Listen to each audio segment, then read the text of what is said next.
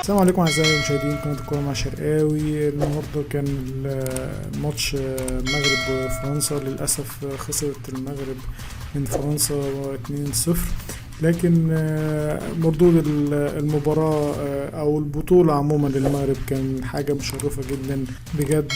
مستوى عالمي قدمه المنتخب المغربي بقيادة المدرب الكبير وليد الركراكي. إن شاء الله المنتخب المغربي سوف يواجه المنتخب الكرواتي للمرة الثانية في البطولة.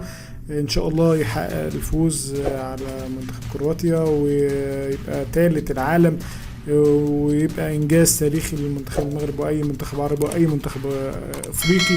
ان شاء الله المنتخب المغربي قادر ان هو يفوز على منتخب كرواتيا ان شاء الله ويتربع على المركز الثالث عالميا ان شاء الله.